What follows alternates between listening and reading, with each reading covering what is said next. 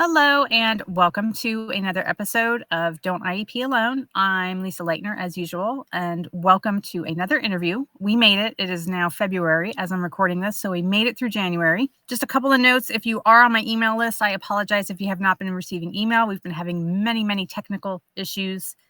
And if you registered for the free webinars that I'm doing one free webinar on the preschool to kindergarten transition and another one on middle school and high school IEPs. I had them both scheduled for the end of January, and it feels like all my technical platforms decided to blow up at once, and we could not hold. The first one we did, and then you couldn't watch the replays. The second one, we couldn't even hold it. So they have both been rescheduled. If you go to adayinourshoes.org, you can get more information and you can register for those webinars. They will be held in early February. So that's all I have as far as my site. With me today is Julie from The Connected Parent. And let her introduce herself. Julie, welcome. And why don't you tell us a little bit about yourself? Thanks for having me, Lisa. I've been taking your advice for a lot of years now, and it's been really helpful, so I'm glad to be here. So I'm Julie, and I am the founder at The Connected Parent. I am a neurodivergent person myself and also have 2 children with IEPs. That is actually how most people find me. Even in the grocery store, they go, "Aren't you the IEP lady?" So tell us about The Connected Parent. What is it and what do you do there? And how do you help families like ours? So after many years of frustration, what happened was we were, through the IEP process, we were tasked with finding a non-public placement for my daughter. And we almost missed it because I couldn't find it on Google and I couldn't find it in a Facebook group. And all the parents that I asked around me hadn't heard of this particular school that we wound up choosing. It was the very last day after an exhaustive search. Like, we literally had to make the decision. And I begged them. I was like, can we get in? Can we come see the school? And that happened. I just started thinking about, she almost missed this. And now that she's there, she says, "Mom, they healed my broken heart." Wow. And I just, this also happened with a camp situation, finding a camp. And I was like, why can I get a mortgage online faster than I can find a camp for my child? This is ridiculous. Why can I order food? I can review a restaurant, but not a camp. So I was like, I'm just going to make this like it was going to be for my town. And essentially we are a review site and a directory for anything disability related for your child. And that includes your adult child. So I know there's going to be things we're going to need as Violet becomes an adult. And Violet can use the site. So anyone can really use it. Connected Parent is our name because we are trying to connect parents with things that they need or things they don't even know they need. So they can search and be like, what is an advocate? And just kind of search around and look at the different categories we have and educate themselves. Oh, that sounds great. How do you so you're not local anymore? You are local or you're not local? We are not local. We are national. National. Okay. So how do, I think what people don't understand, and, I of course run the website and everything else that I have in addition to my advocacy business, is that how much work it is for small businesses. Like, the whole online space is really half of my time these days. Like, I always say to people, like, I could talk about IEPs all day. I love talking about IEPs. I love helping parents, but I do have to spend, about half my time dealing with all this stuff. So I think that's probably why a lot of businesses don't get found, because they just don't have the resources or the skill set to get found. Do you know what I mean? So how do you reach out and how do you get people to find you and engage, and, from either the parent end or the business end? Yeah, that's a really good point. And that's part of what we wanted to do, because the speech therapist shouldn't be working on SEO. Right. The speech therapist should be doing speech therapy. And so essentially we are a very small team. We are a team of special education professionals, former special education professionals, parents, and self-advocates work here. So my daughter works here as well. And basically it's organic. Like, we don't really do much advertising. And so we reach out to businesses. So parents will reach out and say, hey, or they'll add the business to this. A lot of it's people coming in and adding businesses that they've used, whether it's an inclusive park we're an advocate, and then we reach out and let those people know, hey, you're on our site, claim your business, update your profile, and it's manual on our end. So it is a slow process, but we're getting there, and we're getting a lot more places put in. But you're right. It's funny that you say like speech therapists shouldn't know SEO, because it's like I have to spend a lot of time on that. There's no point in putting out the information if parents can't find it, right? But making parents find it is difficult. It's and often I think as an advocate, I don't think as a parent, and how they find me isn't how I think they're going to find me. So is it everything disability related, or what are the categories of businesses that you host?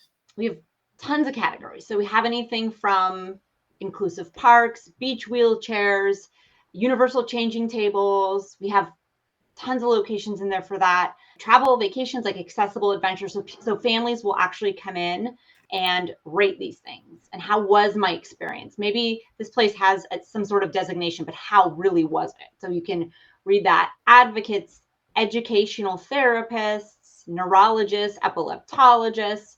My daughter loved to review her epileptologist. We reviewed him. A lot of our friends see him. He's actually one of our advisors. So, but epileptologists, pharmacies. We had mom reach out to us yesterday on our Instagram, and she's going to review her pharmacy, because I had said something about how pharmacies it's a challenge with the medical billing at pharmacies, and she wanted to review her pharmacy. So that was great. So really anything that's a pain point to locate, we can add a category for it. And so that's kind of what we're doing. We're anything you could look for, but the main things people look for are summer camps, because it's really hard, after school programs, and respite. Respite is huge. And we don't have... Funny, because I was going to ask you, like, do you have caregivers? Do you have respite? So I eventually, possibly, that might be a thing that we do. We do have a category for it, but in my other life, I run a staffing business. And so I can definitely see those two worlds coming together. Yeah. It's funny. And it's funny that you say that about the pharmacists, because I'm the only person I know who like talks to their pharmacists all the time. I don't just go in and pick stuff up. Like I'm constantly asking questions and talking with them. And it seems I probably should give them a good review, because they're, you have a lot of choices in a populated area, and mine are great. So what's been like how long has the Connected Parent been online, or how long have you been open? I think we've been open a year and a half, where we said it was in beta, and we were like, okay, try it out. And now we're starting to get traction. We have users coming in and actually utilizing the site for what it was meant for. And we're adding tons of features. This spring, we should have several really cool features that we're going to be launching. Do you want to give us a sneak peek of any of them? Or do you want to wait? Yeah, well, we just launched our new filters. And so those are for accessibility. So you can look up, I wanted to look up a certain restaurant near me, and someone had put in, is it sensory friendly, right? We have a new one for neurodiversity affirming and what that means. And then we have a list of what that means to us, like our values around that. And then, so if a provider wants to say they're a neurodiversity affirming speech therapist, they can self-select that. And that's huge, because a lot of families do want to find someone that is neurodiversity affirming, and there's not a way to figure out how to find that. And then we also have some share features that we just released for sharing.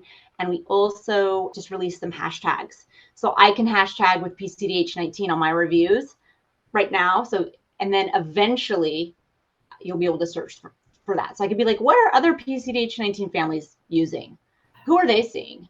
And we just added those hashtags this week. They're not searchable yet, but people can start putting them in.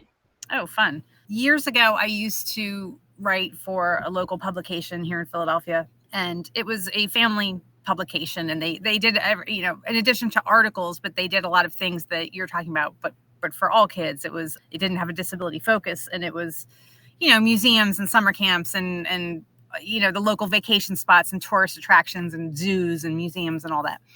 And I distinctly remember saying to the editor-in-chief at one point, like, yes, my son uses a wheelchair and we need wheelchair ramps, but I need to know, what's the lighting like? What's the sound like? And then my one really good friend has a son with type 1 diabetes. And she's like, we can't even go to restaurants because I can't find the carb counts anywhere.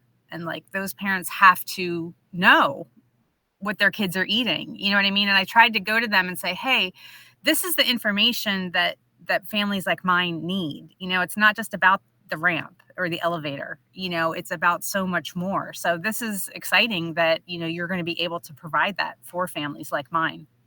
Yeah. And if there's things we're missing, because we're all, we're small and we kind of represent a lot of different needs that people have and different supports, but like you can easily like reach out and be like, hey, can you add this category so businesses can choose it? Can we work on this? And that's something we've already been able to do for people. So we're building this for the disability community and our allies. And so we can do whatever we want with it to make it work for our community and for the businesses that serve our community that we really want to invite in and say, serve us and we'll support you.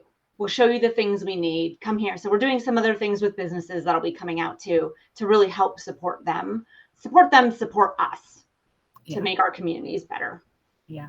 Well, yeah, they say necessity is the mother of invention. And I know many moms like us who just like, hey, this doesn't exist, so I'm just going to build it and create it. So, I mean, that's fantastic that you've done that.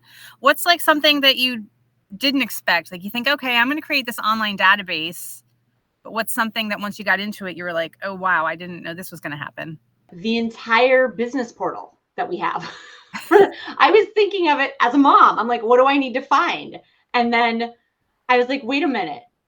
Like the businesses need to be able to enter, because I just started entering like local businesses. And I was like, they need to be able to update these. Oh, we need to create an entire other side of this thing. And that did not occur to me at the beginning. It was a solution for me. And I didn't realize this whole other piece of it. So that was how much we can basically help businesses connect to our community. That part did not occur to me and how important it was until it did occur. So is there a fee for them to claim their business and do that? Nope, it's free. Oh, wow. Wow. Yeah. So that's exciting. So, okay. Is there anything else you'd like to add or tell us today? I think that's it. I would just like to say, I suppose, try it out. You should come try it out and see what you think and give us your feedback as we're building. But I think that's it. And I just want to thank you for all the years of assistance that you've provided to my family. It's been really meaningful, and especially in the beginning when I was learning about IEPs and stuff, it was invaluable to me and my family. Thank you. It's theconnectedparent.net. Links will be in the show notes. And when this goes out in email and on social media, the links will be there. Okay. So thank you so much for being here today.